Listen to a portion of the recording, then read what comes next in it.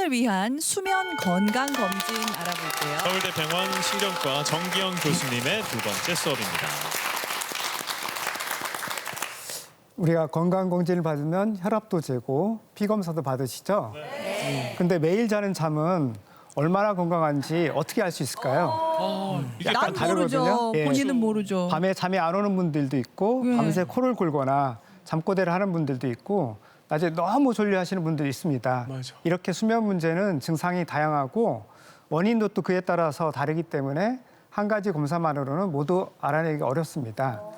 그래서 오늘은 나의 수면에 어떤 문제가 있는지 또 어떤 검사를 받아야 하는지 수면 건강에 살펴보는 방법에 대해서 알려드리겠습니다. 아니, 이렇게 방송 보면 불면증 있고 잠 못 주무시는 분들이 병원에서 막 이렇게 자면서 검사 받는 거 봤는데 네. 뭐 그런 검사를 말씀하시는 건가요? 네, 그런 검사도 이제 필요하지만 먼저 수면 문제를 살필 때 가장 먼저 하는 것은 수면 증상을 자세히 들어보는 겁니다. 그래서 어떤 증상이 가장 주된 증상인지 물어보고 필요한 검사를 정하게 되는데요. 수면 증상은 또 본인이 모르는 경우가 많아서 같이 사는 가족에게 물어보는 것이 중요합니다. 그렇지. 평소 수면 습관이 중요한데요. 몇 시에 잠자리에 드는지, 잠드는데 얼마나 걸리는지, 밤에 몇 번 깨는지, 아침에 또 몇 시에 일어나는지를 자세히 묻습니다. 또 주말의 수면 습관도 같이 살피는데요. 평일과 주말의 차이가 너무 크면 수면 주기 장애의 가능성이 있기 때문에 그렇습니다. 그리고 수면에 영향을 줄 수 있는 커피나 음주 습관, 복용하는 약도 확인하는데요. 특히 노년층인 경우 여러 약을 함께 먹으면 어떤 약은 낮 동안에 졸음을 오게 하거나 또 밤에 불면을 일으킬 수 있기 때문에 약 조사도 되게 중요합니다. 이렇게 문진에서 수면에 문제가 있다고 의심이 되면 다음 단계로 일정 기간 동안 수면 일기를 이제 작성하게 됩니다. 오, 저 학교 다닐 때 숙제로 일기는 써봤는데 네네. 수면 일기는 왜냐면 제가 수박을 좋아하거든요, 굉장히. 수박, 여름이면 수박 정말 맛있잖아요. 화장실을 그래서 꼭 8시 반이나 이렇게 런닝하고 나서 밤에요? 네, 밤에 8시 반에 9시를 먹으면 꼭 한 12시에 한 번, 2시에 한 번 이런 거를 다 일어나서 기록하는 게 이런 게 수면이 네, 맞습니다. 아, 그래요? 예. 기록을 해요. 예, 제가 오늘 이제 적는 요령을 말씀드리겠는데요. 우선 날짜와 요일을 적고 아까 그 문진할 때 필요했던 내용들인데 잠자리에 누운 시간, 불을 끈 시간, 실제 잠이 든 것 같은 시간을 적습니다. 밤에 몇 분 깼는지 깨어있던 시간 얼마나 되는지도 기록하고 아침에 마지막으로 깬 시간과 실제로 침대에서 나온 시간도 적습니다. 낮잠을 잤다면 언제 잤는지, 커피나 차, 술을 마셨으면 그런 것도 기록하고 특히 수면제를 먹는 분들은 언제 먹었는지도 기록하고요. 운동이나 여행 같은 거, 그다음에 몸이 아팠던 날처럼 평소와 다른 일이 있으면 함께 적어두면 도움이 됩니다. 마지막으로 이제 아침에 일어났을 때 내가 얼마나 개운했는지 스스로 주관적으로 평가를 하고요. 낮에는 또 얼마나 졸리는지도 기록을 할 수가 있겠습니다. 이거 다 적으면 잠 언제 자요? 이거 적을 게 너무 많은 거예요. 예, 그래서 한마디로 수면 일기는 일종의 잠의 가계부라고 이렇게 할 수 있겠는데요. 여러분들이 궁금하실 것 같아서 한 자분이 작성한 수면 일기를 예시로 가져왔습니다. 화면을 보시면 이런 이제 다양한 종류가 있는데 이제 이게 한 예시가 되겠는데 날짜, 요일 그리고 언제 잠들고 깼는지 중간에 화장실에 가느라 깬 거 같은 것을 적은 게 보이시죠? 네네. 네. 그리고 수면제를 언제 먹었는지도 몇 시간 잤는지 수면의 만족도 맨 오른쪽에 보시면 이제 숫자로 1에서 10번까지 이렇게 적어 놓으셨습니다. 아이고, 근데 이분의 이분의 수면 못 습관을 주무셨나 보시면은 일주일 동안인데 상당히 규칙적입니다. 하지만 수면제를 먹어도 잠들기 어렵고 중간에 자주 깨고 소변 보러 가는 그런 타입의 불면증인 것을 이제 한눈에 좀 알 수가 있거든요. 맞아요. 네.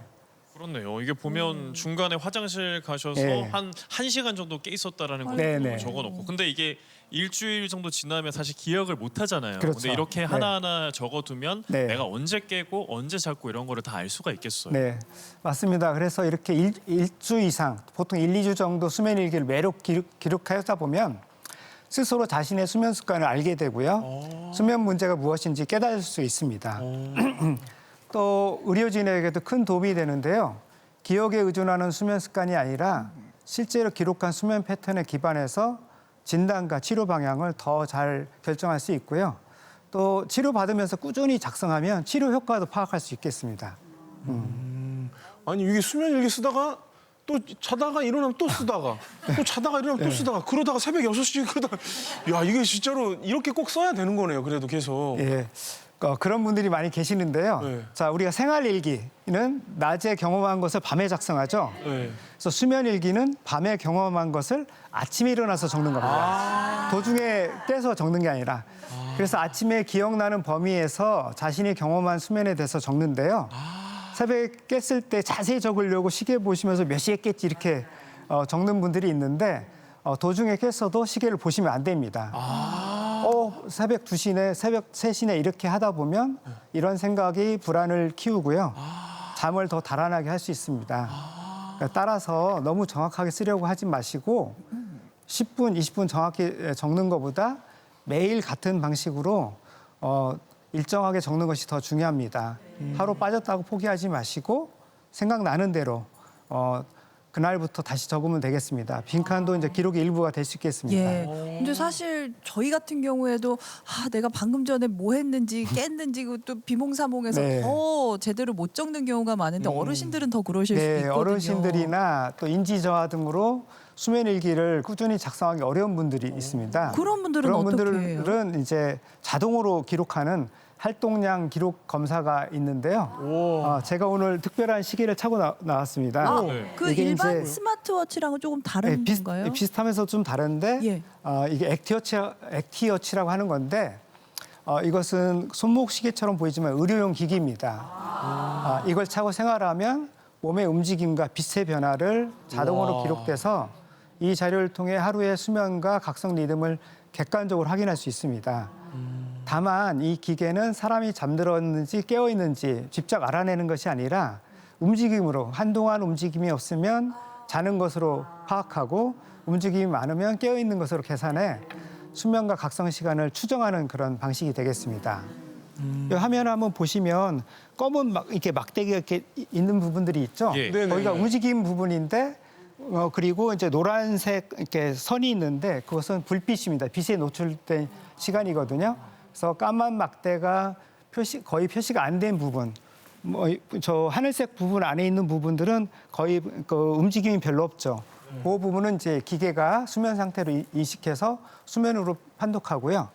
이 분은 이제 보시면은 대략 일주일 동안 약간 불규칙한데 한 대략 10시경에 자서 누워서 아침에 한 7시경에 이제 일어나시고 이 중간에 보시면 움직임이 많죠. 그래서 수면 중간에 많이 움직이고 이렇게 중간에 노란 불빛이 이렇게 있는데 그게 화장실 가느라고 불을 켰던 겁니다. 그래서 도중에 지쳐감도 많고 2번 정도 깨서 수면을 보시는 그런 패턴으로 자동으로 이렇게 기록이 됩니다. 그래서 이러한 검사 결과를 통해서 수면 습관과 함께 아침에 빛을 충분히 보는지 늦은 밤까지 밝은 빛에 노출되는지 수면 도중에 불을 켜는지 이런 것들을 알 수 있어서 생체 리듬을 시계의 리듬을 파악하는 데 참고할 수 있습니다. 요즘에 그 스마트 시계도 약간 움직임으로 네. 맞아요. 그거를 측정하는 건데 이거는 움직이지 않고도 그걸 측정할 수 있는 건가요, 그러면은? 이 스마트 기기하고 원리는 거의 똑같습니다. 그래서 잠이 오지 않고 가만히 누워 있으면 이 기계는 잠든 것으로 판단할 수 있고요. 반대로 잠결에 몸을 너무 많이 움직이면 깨어 있는 것으로도 판단할 수 있습니다. 그래서 가능하다면 취침, 기상시간 정도만이라도 같이 기록하는 간단한 수면 일기를 같이 작성하는 것이 좀 판단하는 데 도움을 줄 수 있겠습니다. 근데 수면 일기나 방금 말씀하신 그런 워치 같은 경우에는 네. 집에서 내가 스스로 나의 수면 패턴을 기록하는 거잖아요. 그럼 그것만으로 좀 부족한 것 같다라고 하면 병원에서는 더 정밀하게 검사를 받을 수가 있나요? 네, 맞습니다. 그래서 문진과 수면 일기 또 활동량 기록 검사로 평소 수면과 생활 리듬을 이제 살펴보고 거기에 이제 문제가 있다고 생각되면 잠자는 동안 몸에서 실제로 어떤 일이 일어나는지 정밀하게 확인하는 검사가 있는데요. 바로 수면 다원 검사입니다. 예. 수면 다원 검사는 불면 증상이 있다고 바로 검사하는 것이 아니고요. 문진과 수면 일기 등을 통해서 심한 코골이나 무호흡, 또 수면 중 소리를 지르거나 팔다리를 크게 움직이는 등 이러한 이상한 행동 또는 낮에 심하게 졸린 등 이런 증상들이 주된 문제가 될 경우에 어떤 다른 수면 질환이 숨어 있는지 확인하기 위해서 수면 다운 검사를 이제 시행할 수 있겠습니다. 그러면은 이 수면 다원 검사는 어떻게 진행을 할까요? 네, 수면 다운 검사는 잠자는 동안에 뇌와 호흡, 심장, 산소 포화도, 몸의 움직임 등 여러 신호를 한꺼번에 동시에 살펴보는 검사입니다. 그래서 검사는 보통 병원의 수면 검사실에서 하룻밤 자면서 진행하고요. 검사실에 도착하면 평소 수면 습관과 복용적인 약을 확인하고 그다음에 옷을 갈아입고 온몸에 센서를 이제 붙입니다. 화면에 이제 그림을 보시면 머리와 얼굴에 작은 전구를 붙이고 가슴과 배에는 띠를 두르고 손가락에는 집게 모양의 측정기를 끼우고 다리에는 또 근전도 신호를 붙입니다. 이렇게 평소에 센서를 붙인 뒤에 평소 잠드는 시간에 맞춰 불을 끄고 주무시면 되는데요. 검사실 밖에서 담당자가 기록 상태를 살피고 있기 때문에 도중에 센서가 떨어지거나 또는 화장실 가고 싶을 때 이제 도움을 요청하면 되겠습니다. 검사는 다음날 아침에 잠에서 완전히 깨면 이제 끝내는데요. 그래서 보통 7시간, 8시간 정도 소요가 되는 거죠. 네. 근데 이거 잠자리도 바뀌고 막 붙이고 있으면 이거 잠이 잘 올까요? 그러니까 이게 센서 이렇게 붙이면 또 뭐 알 수가 있는가 봐요. 그러면. 네, 그런 제가 자세히 알려드리겠습니다. 먼저 뇌파와 눈 움직임으로 잠드는데 얼마나 걸리는지, 깊은 수면, 렘 수면 얼마나 나타나는지 등을 이제 수면 상태에 대해서 아주 정확히 판단할 수가 있고요. 그다음에 코와 입 주변, 가슴과 배의 센서, 손가락의 산소 포화도 센서 등을 통해서 수면 무호흡증이 있는지 확인할 수 있고요. 또 다리의 센서로는 수면 중 움직임을 또 기록하고 다양한 어떤 이상한 뒤척이 있는지 발차기 등 같은 이상한 움직임 등도 확인할 수가 있고요. 또 비디오 영상도 같이 보게 됩니다. 이러한 비디오 영상을 통해서 이상한 행동을 하는지 여부도 확인할 수 있습니다. 또 이제 위치 센서가 있어서요. 수면 중에 자세를 알 수 있는데 빤듯이 누워 자는지, 모로 자는지, 엎어져 자는지, 앉아서 자는지 등도 다 자세히 알 수 있습니다. 네. 저는 요새 아이 때문에 홈캠을 집에 설치를 해놨거든요. 네네, 네. 근데 애가 이제 평소에 뒤집는지 보려고 해놨는데 제가 그렇게 뒤집기를 많이 하는지 몰랐어요. 네. 진짜 이렇게 했다가 저렇게 했다가 네. 와 이거를 제가 직접 보니까 이제 알겠는데 그런 거를 검사를 병원에서 할 수 있다는 거잖아요. 그렇죠. 네, 네. 그러면 검사할 때 또 어떤 걸 좀 주의를 해야 될까요? 네. 먼저 첫 번째로 검사 전날과 당일에 평소와 비슷하게 생활하는 것이 좋습니다. 검사를 앞두고 일부러 잠을 적게 잔다든지 또는 반대로 낮잠을 오래 자면 평소의 수면 상태를 제대로 확인하기 어렵기 확인하지 때문입니다. 못하죠. 네. 또 두 번째로는 검사 당일 오후부터는 당연하게도 커피나 에너지 음료, 차 이런 것들 카페인이 든 음료나 술을 피하는 것이 좋고요. 잠이 들고 깨는 과정이나 호흡에 영향을 줄 수 있기 때문에 피하는 게 좋겠습니다. 세 번째로는 드시고 있는 수면제라든가 진정제 또는 감기약 등 복용하는 약들이 있으면 의료진에 알려주고 상의하는 것이 좋겠습니다. 이제 네 번째로는 이제 머리에 여러 가지 센서를 붙이니까 머리에 왁스나 스프레이, 기름진 제품 바르지 않는 것이 좋겠습니다. 아, 그것도 하면 안 돼요? 그러면 이제 되게 거추장스럽고 다시 샴푸를 어차피 해야 되기 때문에요. 그다음에 이제 그 낯선 곳에서 좀 예민하신 분들은 잠이 안 오면 어떡하나 하고 맞아요. 걱정하는 분들이 많거든요. 이런 분들은 평소에 입는 편안한 잠옷이나 자기가 쓰는 베개 이런 것들을 직접 가져오시면 검사하는데 편안하게 좀 도움을 줄 수 있겠습니다. 그래서 평소처럼 푹 자지 못하더라도 일정 시간 잠이 들고 필요한 시간이 기록이 되면 검사 결과를 이제 판단하는 데 도움이 될 수 있고요. 너무 잘 자야 된다 하는 부담은 갖지 않으셔도 되겠습니다. 근데 뭐 이렇게 코골이라던가 수면 무호흡증 있으신 분들은 이런 게 좀 필요할 것 같은데 네. 낮에 막 졸음이 쏟아지시는 네, 분들이 네. 있어요. 네. 이런 분들은 뭐 다른 검사를 해봐야 될까요? 네. 밤에 이제 아무 문제 없이 잠도 잘 자고 용명 씨. 수면 시간도 충분하신데 낮에 참기 어려울 정도로 졸리다면 예. 실제로 얼마나 졸린지 어떤 원인으로 졸린지 확인하기 위해서 그때도 검사가 필요합니다. 이런 증상이 있을 때는 수면 다운 검사 플러스 다중 수면 잠복기 검사라는 검사를 하게 되는데요. 쉽게 말해서 낮잠을 잘 수 있는 기회를 주고 실제로 얼마나 잠에 빨리 빠져드는지를 측정하는 검사입니다. 네, 다만 이제 이 검사만 가지고 병명을 단정짓지는 않고요. 평소 증상과 전날 수면 다운 검사 결과를 함께 살펴서 전문의가 최종적으로 이제 판단하게 됩니다. 네. 네, 강연 마무리하겠습니다. 잠을 못 잔다고 해서 모두 그러니까 수면 다운 검사 같은 정밀 검사가 필요한 것은 아닙니다. 먼저 자신의 수면 증상을 자세히 살펴보고 또 가족들에게도 물어보세요.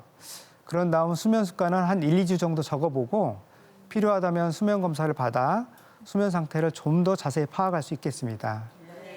아침에 개운하지 않고 낮 동안 힘들다면 그럴 수 있겠지 하고 넘기지 마시고 혹시 수면 장애가 있는 것은 아닌지 상담 받아보시기 바랍니다. 네, 오늘 밤은 여러분들 편안히 주무셨으면 좋겠습니다. 그러니까요. 오늘은 푹 자야 될 텐데. 잠을 잘 자는 것도 참 복이라고 하잖아요. 네. 머리만 맞아요. 대면은 바로 잔다라는 것도. 맞아. 철규 씨 아까 그 뭐 본인이 움직인다 그랬잖아요. 예. 이제 애가 어느 정도 자라나면 이제 아기가 철규 씨 발을 이고 얼굴을 발로 차는 경우가 있어요. 애들은 조금 더 크면. H자로 자거든요. 이게 엄마가 이쪽, 아빠가 이쪽이면 애는 H로 이렇게 자요. 맞아요. 그런 경우에 왼쪽 눈이라든가 이런 때 아침에 일어나 이상하게 아프네 이런 경우 있어요. 그때 맞았다고 생각하면 돼요. 아니 요새는 침대를 따로 쓰는데 제가 자고 일어나면 애가 머리가 반대로 가 있는 거예요. 무슨 밤사이에 무슨 일이 있었나 막 많은 일이 있지요. 확인해보고 그러거든요. 많은 일이 있습니다. 이제 발차기까지 한다는 거죠. 네, 또 우리 정규현 교수님에게 친구자나님이 댓글을 남겼습니다. 열대야 때문에 한동안 잠을 설쳤는데요. 어젯밤은 모처럼 날씨가 신선해서 창문을 열고 잤는데 이번엔 밤새 뻐꾸기며 소쩍 새며 새들이 어찌나 울어대든지 결국 또 제대로 잠을 못 잤습니다. 어디 공기 좋은 데 사시네요. 정말. 요즘은 정말 푹 자는 게 제 소원이고요. 잘 자는 사람들 너무 부럽습니다. 그래요. 네. 허브님의 댓글입니다. 오늘도 남편이 코를 하도 골아서 저만 또 못 잤어요. 이 양반은 개운하게 일어나서 지금 아침밥 먹고 있는데 너무 얄밉네요.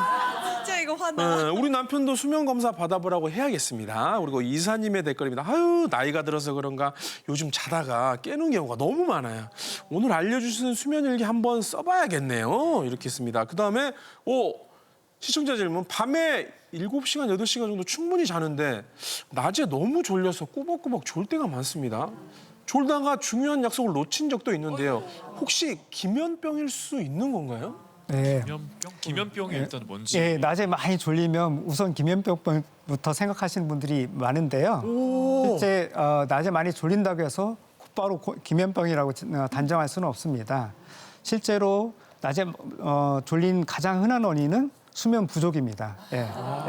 밤에 충분히 못 자. 그게 가장 흔하고요. 다음으로는 이제 심한 수면 무호흡증이라든가 우울증 같은 몸과 마음의 상태 또는 복용하는 약들 이런 다양한 원인들이 낮에 졸음을 이제 초래할 수 있겠습니다.